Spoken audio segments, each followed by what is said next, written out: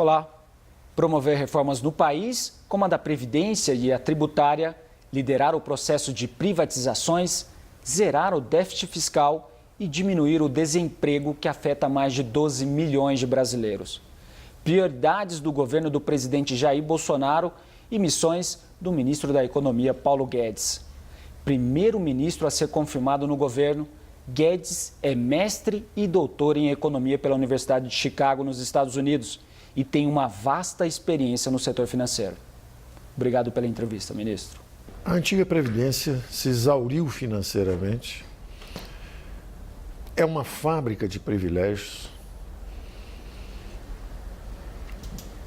Arma de destruição em massa de empregos pela forma inadequada de financiamento, porque os encargos trabalhistas incidem sobre a folha de pagamentos. Então, para um brasileiro conseguir emprego, o outro fica desempregado.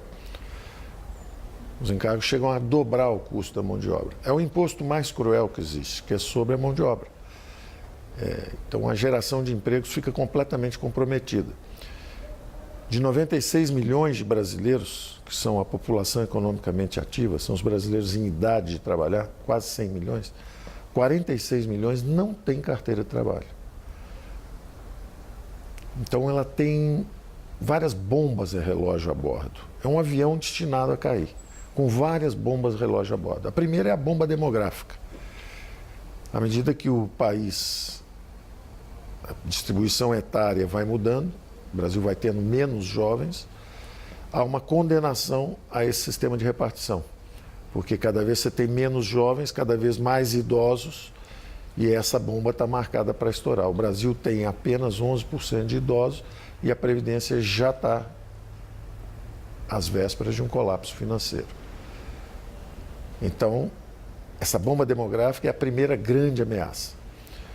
A segunda ameaça é exatamente o desemprego em massa que ela produz. 46 milhões de brasileiros vão envelhecer e eles não contribuem, porque eles não conseguem emprego formal. Então, não conseguem contribuir. A forma de financiamento é tão equivocada com os impostos sobre a folha de pagamentos que você desemprega pessoas, elas não contribuem, elas vão envelhecer, passam a vida desempregadas ou empregadas de forma informal, mercado informal. São empregos de baixa produtividade, de baixas aspirações e baixas possibilidades. Como não tem capital, tecnologia, a produtividade acaba sendo baixa, informal, e essas pessoas estão condenadas não só a uma vida à margem do sistema oficial, como também já condenadas também a uma aposentadoria pobre lá na frente, porque vão quebrar o sistema. O terceiro grande defeito macroeconômico é que não leva recursos para o futuro. Promete cada vez mais, mas não leva recursos para o futuro. Então, os salários vão sendo corrigidos, o salário mínimo vai subindo, existe essa promessa de uma aposentadoria lá na frente, mas os recursos são consumidos pela própria geração contemporânea, porque o jovem paga e o velho consome, aquilo é destruído instantaneamente. Ao contrário de um regime de capitalização, onde você leva esses recursos para o futuro. Você promete, mas carrega os recursos para o futuro. Os defeitos são inúmeros. É um regime obsoleto, é um regime condenado, cheio de bombas a bordo. Então, nós tínhamos uma responsabilidade moral com as futuras gerações de permitir que eles escapem essa armadilha em que as nossas gerações passadas e contemporâneas se meteram. Nós precisamos escapar dessa armadilha. Esse compromisso moral de permitir que nossos filhos e netos desfrutem de um mercado de trabalho forte, vigoroso, com muita empregabilidade. Permitir que eles desfrutem de aposentadorias mais fortes lá na frente, maiores. Permitir que eles acumulem recursos, levem isso lá para frente.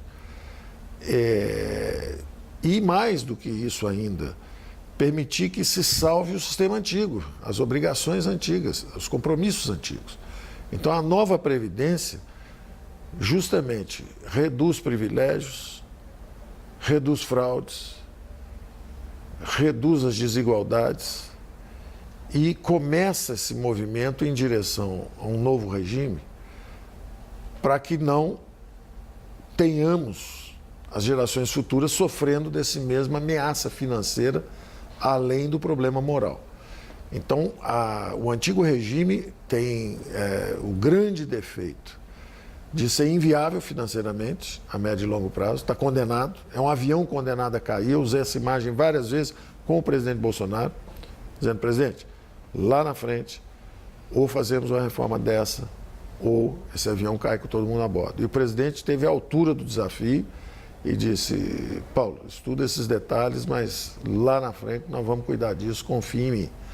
E ele cumpriu completamente todas as expectativas que eu tinha, porque deu apoio, participou, sugeriu e colocou todo mundo dentro de uma reforma abrangente. Todos os setores, uma reforma ampla.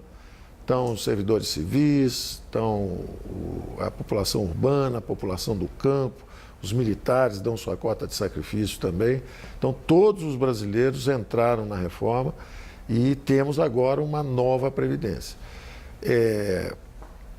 A dinâmica vai ser completamente diferente.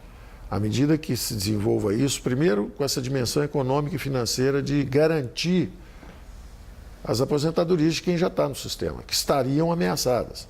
Nós estamos indo em direção ao que aconteceu em Portugal, na Grécia, onde houve perdas extraordinárias. Na Grécia chegou a 60%, em Portugal chegou a 30%.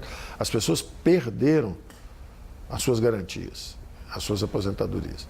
Então, com esse movimento em direção à nova Previdência, nós estamos realmente salvando a antiga e abrindo um caminho novo para as futuras gerações. O que muda de fato com a nova Previdência? Quais são os principais pontos dessa nova Previdência, ministro? Os pilares são exatamente esses que eu falei. Existiu uma enorme disparidade social. O governo, nessa dimensão previdenciária, era uma fábrica de desigualdades. O governo fabricou desigualdades, transferências perversas de renda. Na verdade, os mais pobres estavam pagando pelas previdências dos mais ricos, o que é um absurdo. Justamente os mais desfavorecidos eram quem estavam pagando a previdência dos mais ricos. Então, o primeiro movimento que nós estamos fazendo é exatamente pegar 75% dos brasileiros. Os 75% dos brasileiros têm salários que vão só até 2 salários mínimos. O brasileiro vai de 1 a 2 salários mínimos. Os empregados, os que conseguem, os trabalhadores brasileiros que conseguem emprego, eles vão de 1 a 2 salários mínimos, 75% deles. E esses 75% nós estamos reduzindo as contribuições. Então, quem pagava 9% vai pagar 8,5%, quem pagava 8% vai pagar 7,5%. Então, o primeiro grande movimento é reduzir justamente os encargos para os mais desfavorecidos. Então, quem ganha menos está pagando ainda menos. E justamente quem ganha mais está pagando mais. Com isso, nós estamos conseguindo reduzir as desigualdades e remover os privilégios. Havia muitos privilégios, uma disparidade muito grande. É inadmissível que o governo seja um fabricante de desigualdades. Você não pode pegar recursos públicos, disse há pouco, como é difícil você captar recursos para essa previdência. Para captar, você já deixa alguém desempregado. Então, dos 100 milhões de brasileiros, é como se você deixasse 50 milhões desempregados para tributar os outros 50, para pedir os encargos e as contribuições dos outros 50. Só que desses 50, justamente em cima de 75%, é que você capta mais e transfere para 17%. 17% dos brasileiros, justamente os que estão melhor na escala de renda, ficavam com 41% dos benefícios. Então, não só essa disparidade persiste a vida toda, mas o governo ainda na hora da aposentadoria ainda continua fabricando essas desigualdades. Então, o primeiro aspecto a ser atacado foi esse. Depois todos começaram a contribuir também. Todo mundo está contribuindo. Os detalhes técnicos são mais de 80 questões específicas para serem respondidas, mas eu diria que os grandes pilares são esses. Primeiro, é a ideia da equidade, a ideia de reduzir as desigualdades, remover os privilégios. Depois, a ideia de separar o que é previdência do que é assistência social. Uma coisa é alguém que trabalha a vida inteira, está contribuindo para a Previdência e esse tem uma aposentadoria. Outra coisa é alguém que por uma deficiência física ou incapacitação cognitiva, qualquer problema, receba a assistência social. São duas coisas diferentes. Então, elas são tratadas também diferentemente. De forma que, pelo menos, a sociedade tenha transparentemente o que ela está fazendo. Qual é a parte que é a Previdência e qual é a parte que é a assistência social. Isso naturalmente vai ser debatido. Nós tentamos até antecipar um pouco, é o que nós chamamos da dimensão fásica da reforma. Nós tentamos antecipar um pouco, se alguém tem algum problema, nós tentamos antecipar até um pouco o período em que a pessoa recebe essa ajuda e para de trabalhar porque teve algum problema. E pedimos também que ficasse um pouco mais de tempo no mercado de trabalho, no mercado de trabalho antes de se aposentar, mas aparentemente governadores, prefeitos, está todo mundo examinando isso aí. Pode ser que queiram mexer numa dimensão ou noutra, mas está muito claro para nós que existe uma diferença entre assistência social e previdência. Então, nós fizemos a reforma na Previdência. Sistema social, assistência social está lá separada orçamentariamente, está sendo tratada também, mas são duas dimensões diferentes. Os direitos dos brasileiros serão garantidos? Nenhum dos direitos foi atingido, nenhum dos direitos. Quer dizer, todos os direitos foram preservados. O salário mínimo, as férias, toda a legislação que está aí, está aí. Ninguém mexeu na legislação trabalhista. O que muda para quem já se aposentou e quais privilégios serão cortados, ministro? Para quem se aposentou, não muda. Todo o movimento vai ter uma transição. A transição que nós pedimos está em 12 anos, de forma que isso é tudo muito gradual, é lá para frente. Quem está aposentado não é atingido em absolutamente nada. Absolutamente nada. Quem está aposentado, está aposentado. Quem vai se aposentar em 2 anos também não é atingido, porque daqui a 2 anos não aconteceu nada. Você precisa a cada 2 anos, sobe em 6 meses, então é tudo muito gradual. Se você está há 2 anos da aposentadoria, não acontece nada. Se você está há 4, 5 anos, aí sim você aumenta um pouquinho o período que vai ser exigido. Você está fazendo uma marcha em direção a períodos mais longos. Isso não só tem uma explicação biológica, que nós estamos vivendo mais, mas isso também tem outras explicações importantes. A primeira é justamente a ideia de que os mais pobres já se aposentam mais tarde. Quem está usufruindo da aposentadoria precoce são justamente as classes mais favorecidas. Elas conseguem contribuir seguidamente, 10, 15, 20 anos, acabam se aposentando antes. Quando você passa a idade para 65 anos, as classes mais pobres, os indivíduos mais pobres, os desfavorecidos, já estão se aposentando com 65 anos, porque não tiveram tempo suficiente de contribuição. De forma que quando a gente pega os homens e leva de 60 para 65, nós estamos atingindo, justamente mantendo mais tempo na força de trabalho, os mais favorecidos. Eles é que estão sendo atingidos, são justamente os que eram privilegiados por aposentadorias precoces, é que estão ficando mais tempo. E da mesma forma, isso foi bem abrangente. Então, os homens estão subindo, as mulheres também subiram a idade, os militares estão subindo a idade também, estão tendo que ficar mais tempo, quer dizer, isso foi pedido para todos. Agora, curiosamente, isso está atingindo justamente os mais privilegiados e não os menos, os favorecidos. Ministro, quanto se pretende economizar com essa proposta e em quanto tempo? Olha, a proposta em 10 anos está calibrada, se for aprovada como está, para 1,2 trilhões, 1 trilhão e 200 bilhões. 1 trilhão 150, 160, uma coisa assim. Isso em quanto tempo? Em 10 anos. Em 10 anos, os próximos 10 anos. Naturalmente, se começarem a esvaziar, eu acredito, e tive as primeiras conversas nossas, foram extraordinariamente encorajadoras. O Congresso parece bastante maduro no aspecto da discussão sobre a necessidade da nova Previdência. porque as palavras do presidente da Câmara de Deputados, o senhor Rodrigo Maia, foram extraordinariamente encorajadoras. Davi Alcolumbre, o presidente do Senado, também, da mesma forma, se mostrou completamente comprometido com as reformas. É uma ocasião única, eu estou assim, muito entusiasmado com o funcionamento das nossas instituições, porque isso está muito acima de partidos. Nós temos conversado com governadores, com prefeitos. Eu conversei com praticamente todos os governadores, conversei com dezenas de prefeitos, e eu sei que são milhares, mas estiveram conosco também os representantes da Frente Nacional de Prefeitos.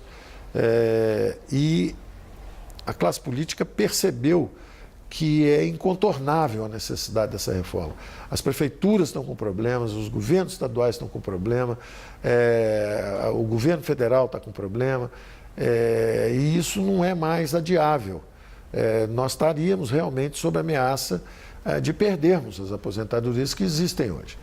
Então, essa percepção da classe política é muito encorajadora, porque isso está há décadas sendo adiado, contornado, e hoje eu acho que chegou a hora dessa nova Previdência, porque há um amadurecimento muito grande da matéria. Pode haver um detalhe para cá ou para lá que vai ser muito bem-vindo. Nas discussões nós temos recebido contribuições excelentes, sugestões excelentes de prefeitos, de governadores, de deputados. Também sabemos que isso, na verdade, nós estamos pensando na população brasileira, 200 milhões de brasileiros. Agora, naturalmente, existem 6, 7, 8 milhões de privilegiados, que são justamente quem está sendo atingido pela reforma, e esses são os que têm mais força, ou tiveram no passado, maior força corporativa. Rondavam os parlamentos, pressionavam os parlamentos, ofereciam favores para os parlamentos, então dizendo, olha, estão ameaçando isso, estão ameaçando aquilo, quando na verdade o que estava sob ameaça são os privilégios. Os privilégios é que estão sob ameaça. Então nós estamos conseguindo realmente pegar os regimes diferentes que havia no Brasil e começando a fazê-los convergir. Partem de pontos diferentes. A mulher, o trabalhador rural, o funcionário público, cada um parte de um ponto. Mas todos estão caminhando, todos aumentaram em 5 anos a sua permanência no mercado de trabalho, todos estão indo em direção, lá na frente, a uma aposentadoria com menos desigualdades que existe atualmente. Então, eu estou bastante otimista. Eu acho até que não está havendo até grande resistência do ponto de vista da classe política esclarecida, porque eles já perceberam que esse caminho é o caminho para botar o Brasil para crescer, inclusive. Gerar emprego, botar para crescer, reduzir as desigualdades. Eu estou bastante satisfeito com as conversas que tenho tido até agora. Vai ser uma surpresa muito grande para mim se mexerem muito nesse projeto. E aí, voltando à sua pergunta, 1 trilhão é uma linha importante. 1 trilhão em 10 anos para cima é a garantia de que nós podemos acelerar a transição, criando novas opções para as gerações futuras. Nós precisamos pensar de que cada vez que nós mexemos nesse número para baixo, nós estamos sacando contra o futuro de nossos filhos e netos. Então, se nós quisermos falar assim, olha, mas coitados das mulheres, que poderiam ser um pouco menos, e vamos baixar a idade das mulheres. Ok, baixem. Vocês estão sacrificando os filhos e netos dessas mulheres. Se perguntarem para essas mulheres como é que elas pensam a respeito, elas vão dizer, não, então eu prefiro ficar com essa idade que está aí, mas meus filhos e netos vão ter mais segurança lá na frente. Além de eu saber que eu vou receber minha aposentadoria direitinho. Então, eu acho que é muito importante isso. Passou a fase da demagogia, passou a fase de dizer que a reforma da Previdência era contra os mais pobres, porque não é verdade.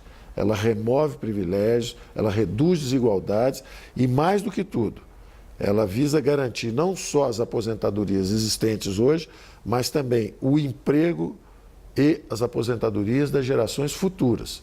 Então, é muito importante, a classe política parece ter amadurecido esse conceito, é muito importante ter em mente o seguinte, se você quer alguma coisa para você, você é trabalhador rural, você é militar, você é civil, seja quem for você, o brasileiro, você quer alguma coisa para você, vá lá e saque contra o futuro dos seus filhos e netos. Reduza o número. Você está prejudicando seus filhos e netos naquele número. Se você conseguir reduzir em 100 bilhões, passou de 1 trilhão, 150 bilhões, para 1 trilhão e 50, você acaba de sacar 100 bilhões de filhos e netos lá na frente. Só para finalizar, ministro, o senhor estava falando sobre o papel do Legislativo nessa nova reforma. A proposta agora segue um longo rito de tramitação no Congresso Nacional. Qual a importância de se aprovar essa proposta logo, a curto prazo? Quanto mais rápido aprovarmos, mais rapidamente desaparecem as nuvens negras no horizonte fiscal brasileiro. Então, essa reforma está sendo falada há algum tempo, já alguns governos estão tentando fazer há 10, 15, 20 anos. E o buraco fiscal está lá. E a situação se agravando. E nós cada vez mais próximos de termos um problema dramático, como tiveram Portugal, como tiveram Grécia, esses países que demoraram a fazer a mudança. Curiosamente, todos esses países que fizeram a mudança, depois saíram crescendo. E as perspectivas melhoraram muito, os salários aumentaram, o desemprego reduziu-se dramaticamente. Então, isso é conhecido, é sabido, isso é uma nuvem negra que está no horizonte do futuro brasileiro. Então, quanto mais rápido aprovarmos em 2, 3 meses, o Brasil esse ano já começa com outras perspectivas, já começam ondas de investimento, os empregos já começam a retomar, que foi a sua primeira pergunta a respeito de desemprego lá na frente. São 12 milhões de brasileiros desempregados. 12 milhões são os que disseram que estão desempregados e não estão procurando emprego. Mas tem um grupo enorme, como eu disse antes, tem 46 milhões de brasileiros que não contribuem porque eles estão nos mercados informais. Então, embora eles não estejam nessa estatística de desemprego aberto, a grande verdade é que são pessoas que estão trancadas numa bolha de baixas aspirações, baixos rendimentos, baixa produtividade, baixas aspirações na vida, que é lamentável. Na verdade, nós destravando esse horizonte fiscal, o capital começa a entrar, os investimentos começam a acontecer, as jovens gerações começam a acumular capital também, e quando você acumula capital, a produtividade do trabalho sobe, o salário sobe, o crescimento da economia sobe, é outro horizonte. O Brasil já foi um país que cresceu muito, que sabia e tinha uma dinâmica de acumulação. Nós perdemos essa dinâmica, mas nós temos capacidade de recuperar essa dinâmica de crescimento. Obrigado pela entrevista, ministro. Um prazer. E obrigado também a você por acompanhar a entrevista exclusiva com o ministro da Economia, Paulo Guedes. Até o nosso próximo encontro.